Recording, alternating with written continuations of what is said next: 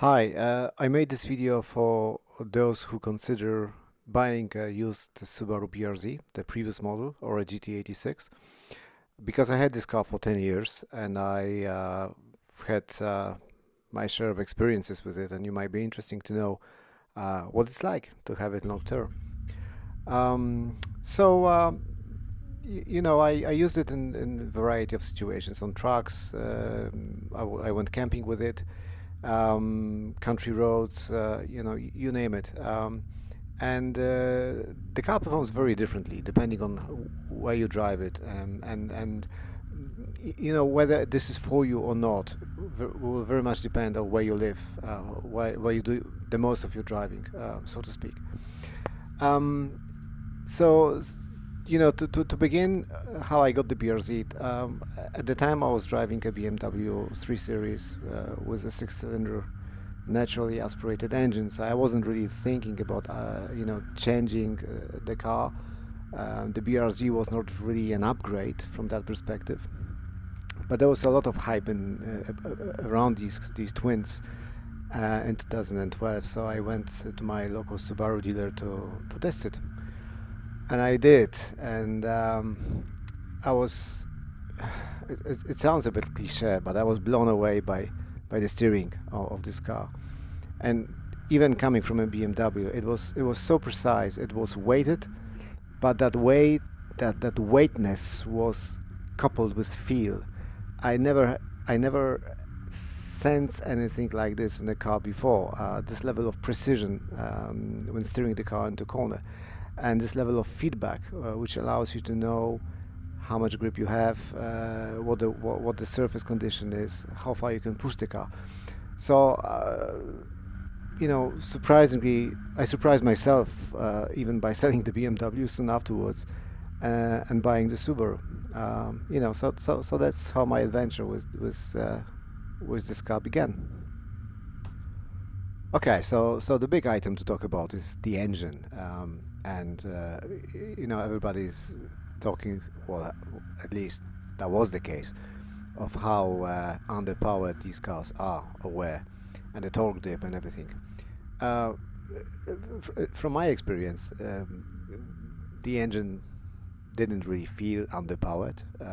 It had enough torque, especially on country roads. In the city, you don't rev it up anyway, and you don't need a lot of acceleration, so the torque dip was not really an issue. And actually, I found the torque dip to be quite fun, because then it forced you to shift your gears and to rev the engines up whenever you could, whenever the opportunities were there. And that was not a bad thing. The only place where I would miss a bit of power was the motorway, and that was on German Autobahn, mind you, because this is where I happen to drive from time to time. So there, of course, you are outpowered by much more substantial machinery, so to speak. The only department where the engine fell short, and there was not really much I could do about it, is the sound. So even though the intake sound was piped into the cabin, it was not a very good noise. I tried a lot to improve it, changing the mufflers. I bought first a Remus exhaust, which helped a bit, but not quite. I At some point I changed the Remus exhaust to HKS, which I bought in Japan, used. It was Legamax. That improved things a bit. Then I added a mid-pipe, which changed the sound again, but it was not that. It was not what you would expect from a sports car, which brought me into intakes. I installed a Perrin Calder intake, which does, change the sound quite a bit, as you can hear right now. And actually, I found the intake sound to be much more exciting than the exhaust, I have to say. The problem with it that you had to take the bumper off in order to clean the filter. Okay, you do it once a year, but it was a hassle. And every time you take something off, things break, fall apart, you get lost. I wasn't looking forward to it. And even with that aftermarket intake. Still, the sound was not. Yeah, I mean, yeah, it was not um, exhilarating. I guess the main takeaway, as far as the engine is concerned, is that this car is not fun to drive anywhere. Uh, it has a narrow scope of usability, or let's say the fun factor depends on where you drive. Country roads, the so-called canyon roads, if you happen to live in that area, yes, very nice. But if you're in city, urban environment, motorways, straight roads, flat terrain, this car is not that interesting to drive. So the engine is not hugely powerful. It doesn't sound very good. So you don't get a lot of excitement just by driving or by commuting in a straight line. It really shines, whenever chassis balance, weight transfer comes into play, and the steering. But for that, you need to have proper conditions. So in that sense, the car is a bit demanding when it comes to the road conditions. It is rewarding to drive, but it demands that you have a proper road with not so much traffic on it. So that is something to keep in mind. Consider where you do your driving before you buy this car. This car is nevertheless a very interesting option if you want to use it for truck driving or for competition, because it's very modular. You can fairly easily modify it and take it whatever direction you wish. And it's not very expensive to do so. I never worked on car before, but there was something inviting about this car, which made me, I started from changing brake pads myself.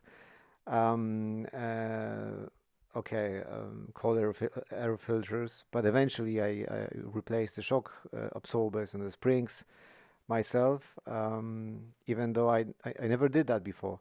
Uh, but it was fairly easy to do. YouTube videos, basic tool set, and off you go.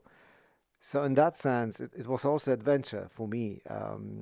And also I think that this car, if you watch what people did to this car on the aftermarket scene, contributed quite a lot to the development of the motoring culture, I think. And that's one of the reasons why I will always remember this car, and I will have it. I never had a car that long, and it will always have a special place in my memory, um, because it had something which, yeah, again a cliche, was more than some of its parts, but it was also, I don't know, it just took me on an automotive adventure which I didn't suspect would happen. I guess. Um, but a footnote on tuning, because yeah, it was interesting. But the car was actually quite well set up from factory. Looking back, the modifications I did, I wouldn't do them again. Okay, I mean the best mod which I did was tires. So here you see the stock tires, which was long time ago. At some point, I put semi-slicks, Cup 2s, very good tires on the dry, horrible on the wet. If you want to put semi-slicks, I would advise you to use them as truck tires, because okay, it depends where you live. But if it rains where you live, don't put semi-slicks on this car, because then you will drive like on ice skates, with this kind of setup.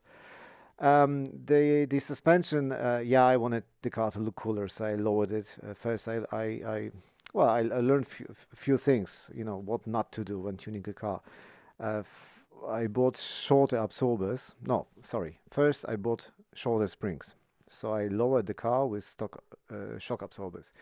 Not a good idea, because if you lower the stock absorbers by using different springs, you basically compromise the operating um, distance of the shock absorber. So it's less efficient, and you're actually losing the capability. So then I changed the shock absorbers to Bilsteins, which were a bit shorter than stock. But this made the car handle well on track with hard springs, but less so on public roads. There was not much suspension travel, and on bumpy, greasy country roads, I actually had less grip than before. I could see it, just noticing how often the ESP lamp would go on in autumn, especially. So lesson learned that by overdoing the suspension, you can actually make the car handle worse on normal roads. Last thing I want to touch upon, last but not least, is the reliability of this car, which is absolutely awesome. Nothing went wrong with it over a decade. Not even a bulb had to be replaced. Even though I work on the car myself, I replaced this on that. I tracked this car. It just didn't break. It was incredible. I never had a car with this level of reliability before. Um, which was one of the reasons why I decided to stay, well, more or less with the brand. You can't really order Subaru BRZ in Europe. The new generation, the Toyota is sold in very limited quantities, the GR86. So I opted for the GR Yaris. I'm still waiting for it to arrive. But remembering, since the Subaru BRZ was cooperation between Toyota and Subaru, and knowing how well this car performed, I'm confident that whatever Toyota GR is putting on the market is going to be bomb-proof, pretty much. So, there you have it. Good luck with your decisions, with your purchasing decisions. You can't really go wrong with this car. If you're after a good, well-handling, lightweight uh, vehicle. And I wish you good luck. Thanks for watching, and goodbye.